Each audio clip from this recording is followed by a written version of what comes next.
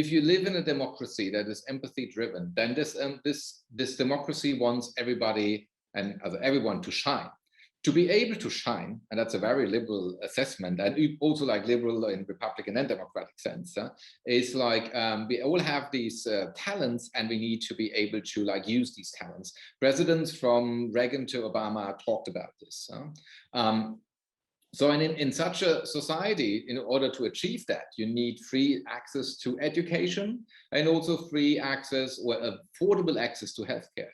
If you are like deprived of that, if you have to think, oh my God, if I'm sick, what am I gonna do? If I cannot go to school, that means also I will not have a good life afterwards in material terms, then of course you cannot live up to the promise of democracy.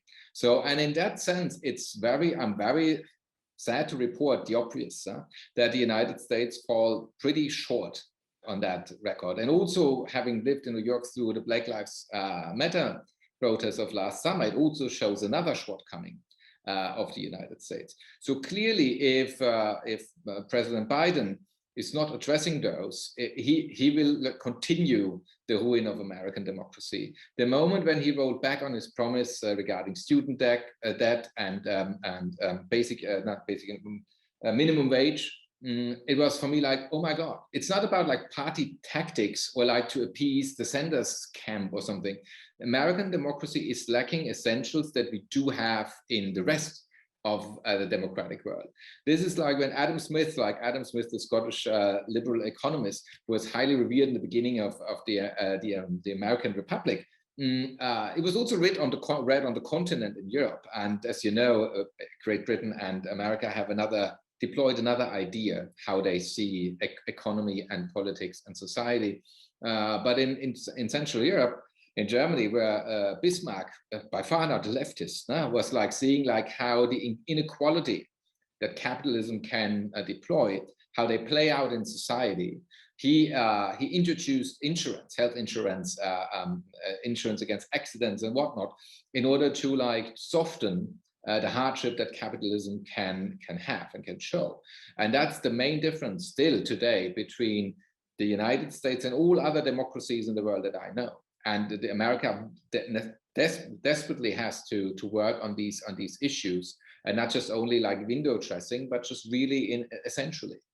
You mentioned one very important tangible thing that the United States can do: guarantee healthcare for its citizens. And I think that's a goal that we should work for.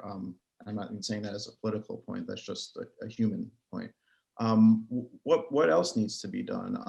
You have this really interesting view on American democracy, coming at it from a few different angles. So what else needs to be done to make American democracy more empathetic and really, you say that there are big differences between the democracy in the United States and democracy in Europe and other places. So what, we talked about healthcare. What else needs to be done to prepare American democracy?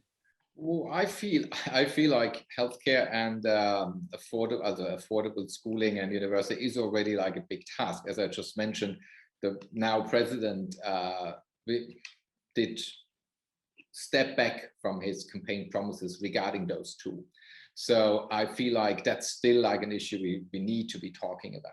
And it's just like, that's already enough. I mean, you have many other problems when it comes to gerrymandering, like the electoral districts, like a thing that is continuing, like after the vote for women was introduced in the United States, and they tried hard for women of color not to be able to vote. You also see like this is the Republican suit is more than the Democrats, I believe, but still alone the idea to be able to gerrymander and thereby impose or inflict on the election results is already a thing that should not be happening in a real democracy. However, and there was recently, I refer to the recent meeting between Chinese officials and American officials, when the Chinese side felt compelled to let the American side know about the shortcomings of their democracy, which I feel were not like wrong to be mentioned.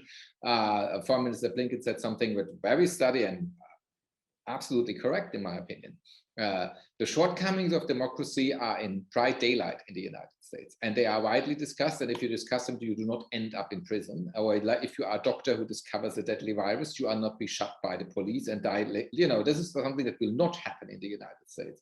And that means like that America, that a bad democracy is still better than like a well-run autocracy like China.